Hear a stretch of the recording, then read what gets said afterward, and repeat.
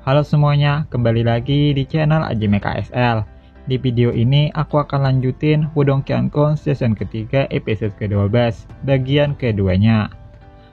Karena aku ngasih spoiler sebelum filmnya rilis, aku akan tambahin beberapa gambar versi komiknya, biar ada gambaran apa yang Lindong dan yang lainnya lakukan. Kalau cuma cerita terus gambarnya beda, nanti makin banyak yang komen gak nyambung. Ya padahal aku cuma jelasin spoiler alur ceritanya saja. Oke, kita langsung mulai saja. Untuk mendapatkan seni bela diri manifestasi, Lindong pergi ke tablet bela diri. Hanya ada 10 tempat dan 7 diantaranya sudah ditempati oleh jenius yang memiliki dukungan hebat di belakangnya.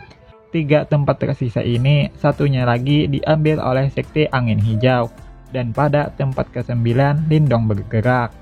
Dengan menghentakkan tombaknya, Lindong berteriak bahwa dia akan mengambil tempat ke-9, dan siapa yang keberatan bisa langsung menemuinya. Lindong mengatakan itu dengan tegas dan tidak ada ketakutan dalam dirinya. Pernyataan Lindong yang begitu sombong membuat keributan besar. Tetua klan Lin juga terkejut, tapi dia tidak bisa membantu apa-apa. Karena Lindong begitu sombong, tetua klan Wang Tong maju dan berkata bahwa dia tidak akan membiarkan Lindong mengambil tempat.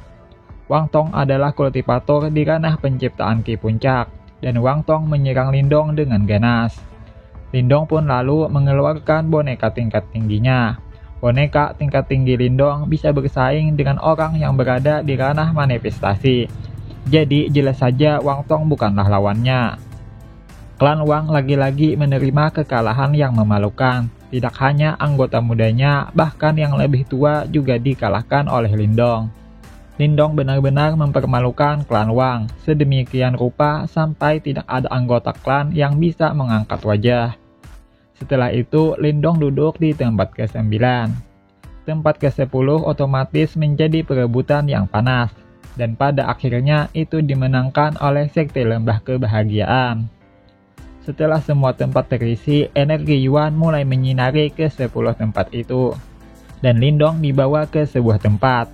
Tempat itu begitu indah dengan jutaan bintang, dan bintang-bintang tersebut adalah seni bela diri.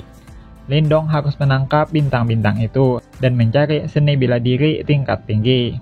Sayangnya bintang-bintang yang ditangkap Lindong hanya seni bela diri tingkat 7, dan itu tidak cukup kuat bagi Lindong. Xiao Diao lalu menyuruh Lindong masuk lebih dalam dan mencoba berkomunikasi dengan roh tablet bela diri tersebut. Masuk ke area terdalam, Lindong melihat sebuah bola cahaya, dan kemungkinan besar roh tablet bela diri berada di dalamnya. Lindong mencoba berkomunikasi dengan roh tablet itu, dan setelahnya beberapa pilar keluar. Pilar itu berisi berbagai seni bela diri tingkat manifestasi. Lindong memilih dan mengamati beberapa pilar itu, dan dia berhenti ketika melihat seni bela diri yang bernama Jari Surgawi yang hebat. Lindong sangat tertarik dengan seni bela diri Jari Surgawi yang hebat, dan lalu menuangkan energi Yuan-nya untuk mengambil seni bela diri itu. Saat energi Yuan Lindong dituangkan, seni bela diri itu langsung masuk ke dahi Lindong. Lindong pun duduk sebentar untuk memahami seni bela diri tersebut. Kembali ke kerumunan. 10 tempat yang masih belum bergerak akhirnya ada yang terbangun, dan itu berasal dari Sekte Angin Hijau serta Lembah Kebahagiaan, yang dimana mereka mendapatkan seni bela diri tingkat 8. Selanjutnya 3 sekte besar juga terbangun, dan mereka bertiga mendapatkan seni bela diri tingkat 9. Sama seperti yang lain, Wang Yan, Wang Fujing, dan Xin Si juga terbangun, dan mereka juga mendapatkan seni bela diri tingkat 9. 8 orang sudah terbangun, 2 orang mendapatkan seni bela diri tingkat 8, dan 6 lainnya mendapatkan seni bela diri tingkat 9. Kini hanya menyisakan 2 orang, yaitu Lin Langtian dan Lindong. Ini adalah persaingan antara klan Lin. Satu berasal dari klan inti, satunya lagi berasal dari keluarga cabang. Dalam beberapa saat setelahnya, tempat Lin Langtian mulai bergetar, dan Lin Langtian juga terbangun. Seperti yang dipikirkan orang, Lin Langtian benar-benar mendapatkan seni bela diri manifestasi. Setelahnya, langit kembali bergetar hebat, dan awan mendung mulai menutupi langit. Fenomena ini bahkan lebih menakutkan dari Lin Langtian sebelumnya. Yuan Power berkumpul dan menyelimuti tempat Lindong, dan juga Lindong terlihat menggunakan itu untuk menembus tahap selanjutnya, ranah penyempurnaan Qi. Lindong sangat senang akan hal itu. Sekali lagi kekuatannya bertambah, dan Lindong juga berterima kasih pada roh tablet bela diri tersebut. Roh tablet bela diri itu lalu memberikan sebuah penglihatan kepada Lindong bahwa ada sebuah istana yang dipenuhi oleh pil nirwana dan dijaga oleh seekor naga, dan juga terdapat sebuah mayat yang juga berada di sana. Ketika Lindong menatap mayat itu menatap balik Lindong dengan niat membunuh. Lindong pun ketakutan dan segera sadar kembali. Begitu Lindong kembali membuka matanya, sudah banyak kerumunan yang menatapnya. Karena menurut adegan sebelumnya, Lindong mendapatkan seni bela diri yang lebih tinggi dari yang dimiliki Lin Langtian.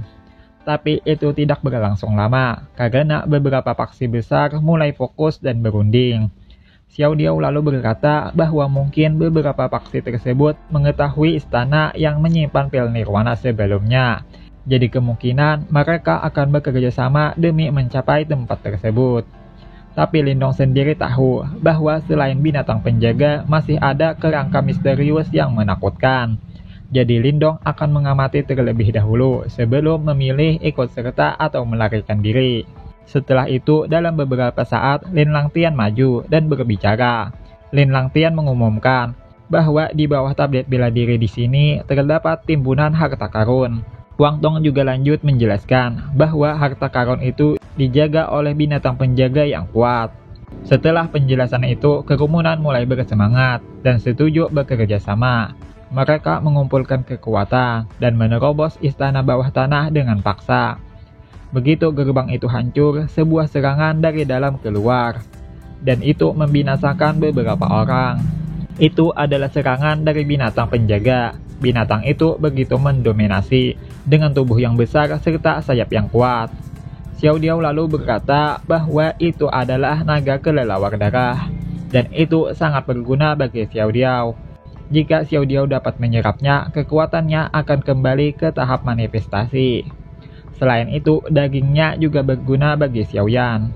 Lindong setuju dan akan bertindak sesuai situasi. Untuk mengalahkan naga itu, Lin Langtian menyerukan agar semua orang bekerja sama untuk membuat sebuah formasi.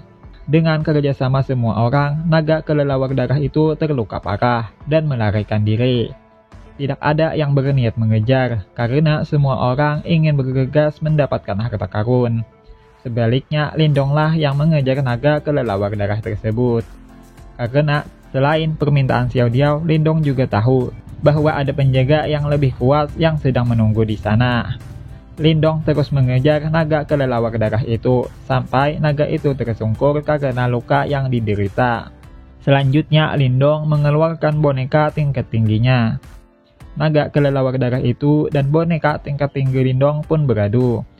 Meskipun telah terluka, naga kelelawar darah itu masih bisa menyerang balik. Tapi semakin banyak naga kelelawar darah itu menyerang, serangan berikutnya juga semakin melemah. Lindong hanya menggunakan boneka tingkat tingginya untuk menguras habis kekuatan naga kelelawar darah itu. Dan pada saat naga itu tidak bisa berbuat apa-apa lagi, Xiao Diao memberikan serangan terakhir dan berhasil memenggal kepala naga kelelawar darah itu. Xiao Diao pun menyerap naga kelelawar darah itu.